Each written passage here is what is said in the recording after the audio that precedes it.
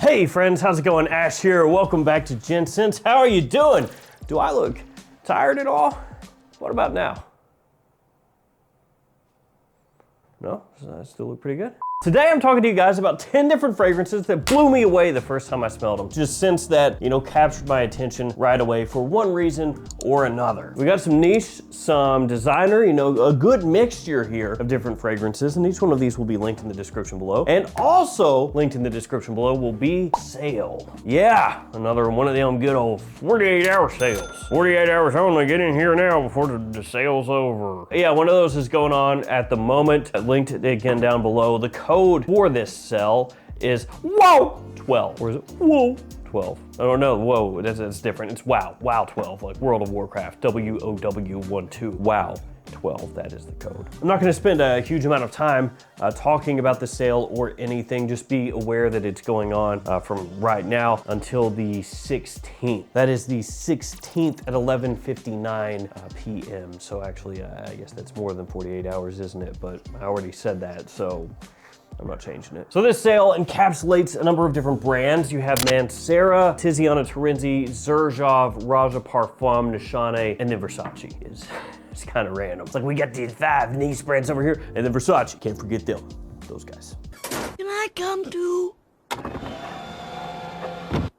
So looked like there's over 400 different fragrances as part of the sale, and there's actually some really solid prices on there. So if you've been looking for anything from those brands, I would go ahead and check it out after the video and just take a gander, see if anything there really catches your eye, catches your attention. The ones that I would highlight the most for this one are gonna be Versace has some pretty good prices on there, even lower than the typical discounter prices. So if you wanna pick up a Versace for a little bit less, you could do that. Boatload of Xerjoff, boatload of Mancera, and a good amount of Nishane as well. From what I saw, the Raja Parfum is mainly for women. So, I mean, there's a few men's fragrances on there, but definitely my attention was more toward the ones that I just mentioned. But that's just me. Those are the ones that I would kind of scope out. But again, over 400 fragrances, kind of like a, pre-Christmas sale, I guess. So again, that's linked in the description. You can go check that out if you so desire. And the code again is WOW12. You want to use that to save your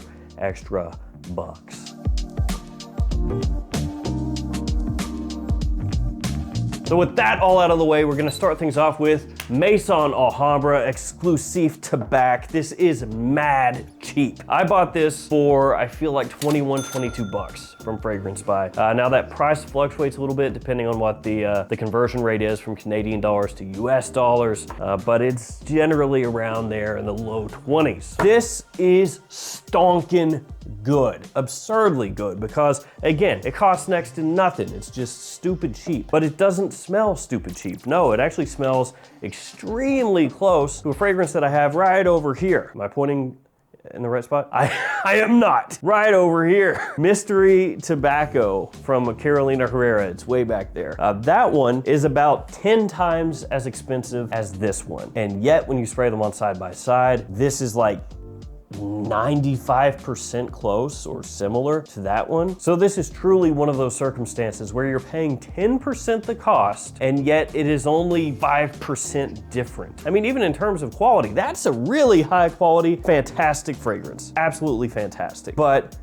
this is just so close for so much less that it becomes one of those situations where is it worth the little bit of difference in terms of quality for that one when you pay that much more? Yeah, I mean, that's a personal answer, I guess. If you have, tons of money and it doesn't matter, then I guess heck with it, get the Herrera. But if you're on any kind of budget at all, yeah. So this is one of those circumstances with a clone that does happen from time to time, where it's a clone fragrance of a scent that you love, and then when you try the clone out, you just think to yourself, oh my God, they nailed it. Doesn't happen often, but when it does, you're just like, what? How? That's what this is. After that, we have a Xerjoff, and it is Neo. Good old Neo. This is, it's possibly my favorite from the house. If it's not my favorite, it's right up there. I guess it actually would depend on my mood. Yeah, know, if it's in the middle of winter, probably go for something else, right? But this one right here is one of the first fragrances that really had me take notice of this house. And I've talked about this before, but there was a time where I was really just seeking out really nice citrus fragrances. Like I was trying to collect them all like Pokemon. What's the best citrus forward fragrance out there? And this was one that got mentioned a lot, so I had to get it. I think I even blind bought this one at the time, I believe. And I bought it from Beauty Spin, which became Notino, which no longer sells in the United States, which is a travesty. Honestly, that really sucks. So if you were around back then, pour one out for Notino, you know, F's in the chat. To me, they were like the best discounter at the time. And then they, I think, got in trouble with Chanel and had to leave the US market, and they haven't come back. But anyway, they used to run clearance sales with some regularity, and they would have some sick deals on fragrances there, like good stuff. And that's where I picked this one up. Yeah, I remember the first time I sprayed this on, I just thought, oh, crap. Like, no wonder people talk about this as one of the best citrus scents, because it is. Really high-end, clean, fresh, you know, a little bit sweet, nothing sharp or off-putting about it, just a wonderful summertime scent. Love, love, love, love, love, love Neo. Still have, obviously, my old style bottle of the stuff. Eventually I'll pick up a newer style, but, you know, not really a purpose at the moment, so keep rocking with that one. After that one, Lacoste L'Homme.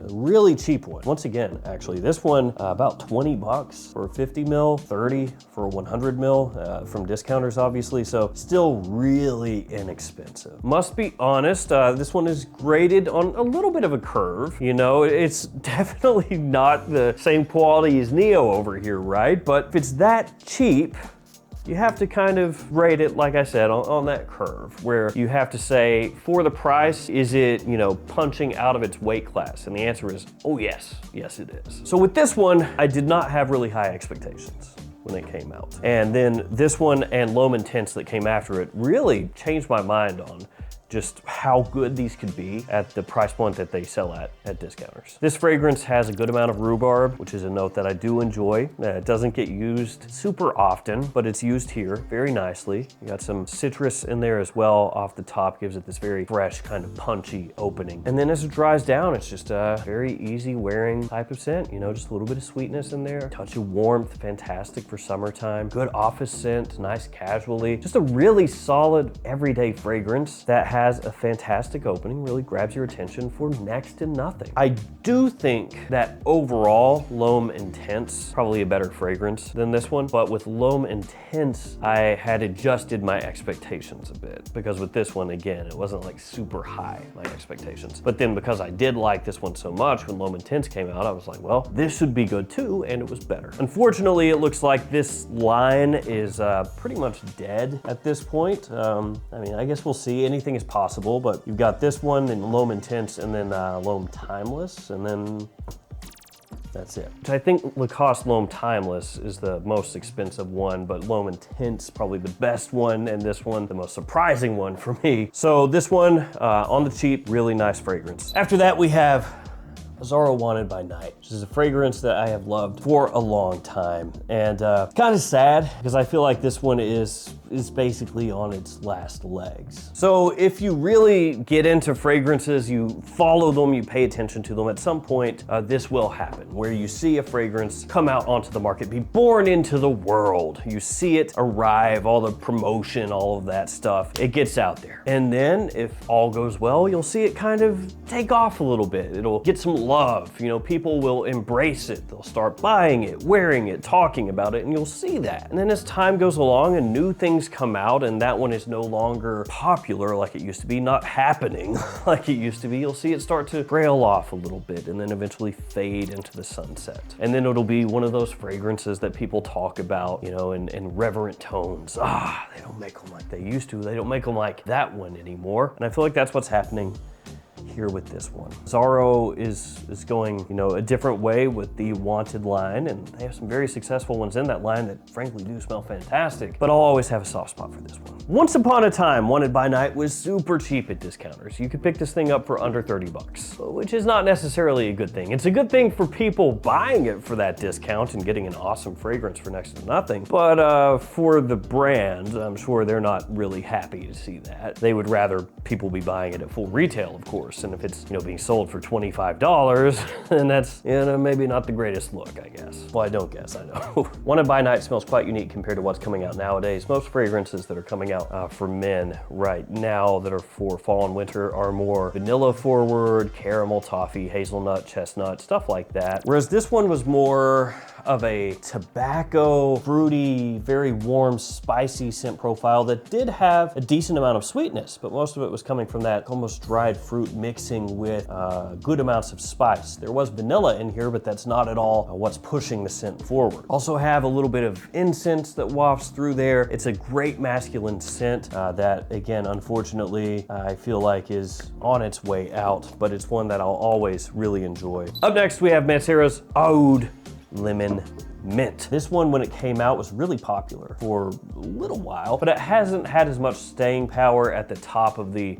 Mancera hierarchy as some of their other bigger scents like red tobacco or of course the Drapoise. Now, I'm not saying that this is some fragrance that's like a big hidden gem or anything like that, just that it's not, one of their bigger releases. But it does to me come across as one of their more unique releases. It's still very wearable, it's quite versatile, very strong as you would expect from Mancera. And that mixture of citrus and then kind of a more palatable Mancera oud gives it a unique flair. And it's one that my wife has always loved as well, so it's one that I like to bust out from time to time. And the gradient looks good too. Not that that matters, but I do like a nice gradient bottle. Now, we talked about vanilla here. Let's talk about vanilla again with Mercedes-Benz Club Black.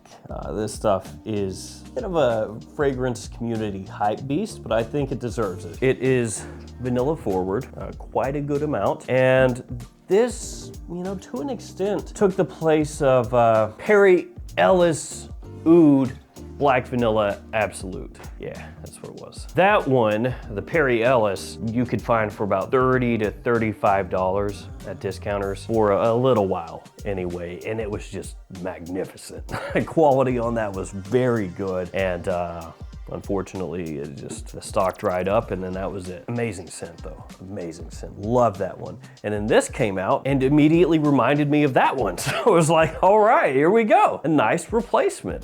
Very, very vanilla forward, as I said. Got a bit of incense in there, some resins also. Gonna remind you a bit of Spiritueux de la Vanille from Guerlain, and that is much more expensive than this one. So it's basically a scent that's made for people who really like a vanilla forward fragrance, kind of like a black vanilla. I think it's fantastically done, good quality, and as long as you can buy it from a discounter for a decent price, it is for sure worth owning. The only problem is finding it from a discounter for a decent price. It has been one of those fragrances that loves to be out of stock. Now, this next one is definitely gonna be, I feel, a little bit more divisive than the ones we've talked about so far. It's from Hermes, and it's Un Jardin à Citer. Now, this scent, the first time I smelled it, it did blow me away, but not in the sense that I immediately fell in love with it. It was more so just not what I expected from this line. And so, first got it, sprayed it on, and I was like, what? What? So definitely caught my attention, definitely got the wheels turning, but it wasn't the same kind of reaction to some of these others where it was like, I love it. But I'll tell you what happened. The more I smelled this, the more I wore it, I fell in love with this stuff. I love the way this stuff smells. I know that it's not to everybody's liking. It does have a green kind of scent profile, but not like, again, you would expect from this line. It's pistachio, so it's this like creamy, slightly nutty green vibe to it. And then you have olive tree in there as well. So it's just a very unique scent profile to me that really you grow a taste for it, and then it's like you just want to smell it over and over again. All right, we're talking green stuff. How about this one?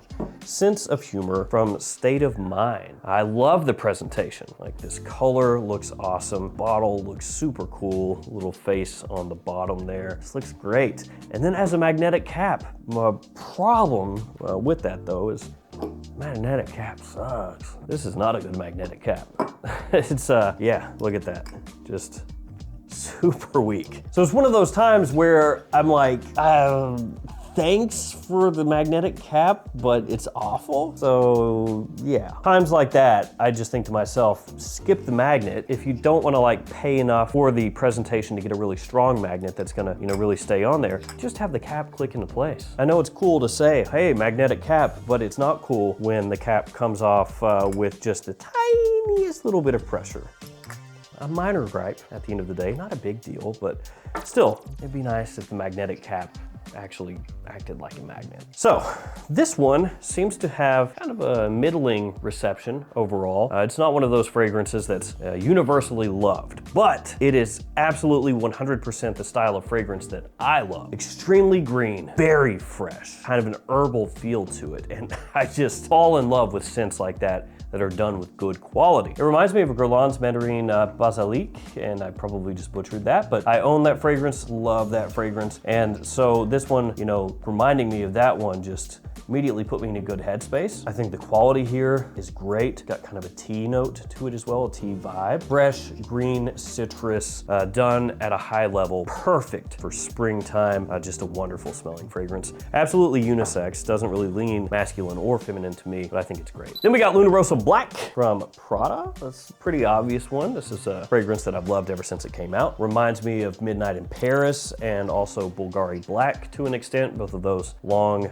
since discontinued. And it's really unique. It's got kind of a rubbery feel to it in a very pleasant way. Nice sweetness to it, good amount of tonka in there. Angelica, one of the notes as well. Again, it smells similar to some other things that you can't find anymore. So if those are no longer on the market, nobody's wearing them, nobody can find them, you know, you can remove that from the equation, and then this becomes, like I said, very unique. It's a solid compliment puller. It's a good evening fragrance, great date night fragrance, formal fragrance, fall and winter time, just a perfect scent. It's another one that I feel like is maybe not super safe. I don't keep up a massive amount with, you know, what is or isn't being discontinued, but it's one of those fragrances where it feels like Prada is going a certain direction that probably isn't this, but I still love it. Last but not least, Blockade from Mind Games. Now this is a little bit Aventus-y, and I do not get very excited about Aventus style fragrances anymore. I can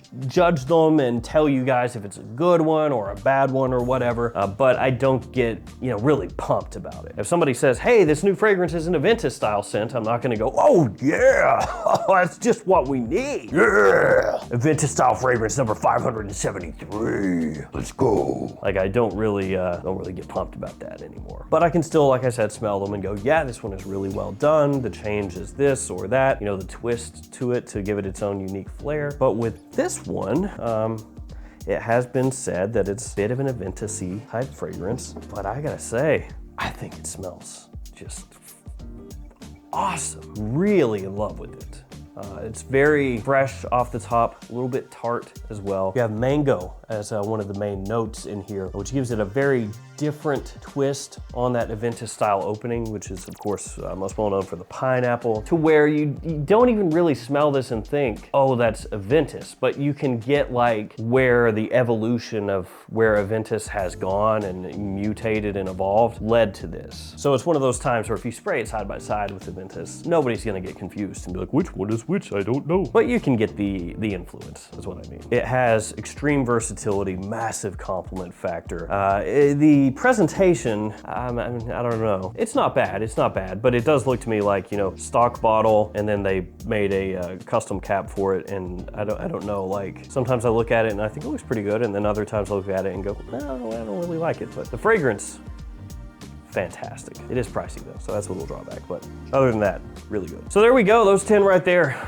They blew me away for one reason or another. Love all these guys right here, love all these scents. A whole bunch. Newest one of the bunch is this one, but just that one, I can't wait to wear this coming spring. All right guys, that'll do it for me. Thank you for hanging with me. Stay safe out there. I'll see you tomorrow with another fragrance video. See y'all later.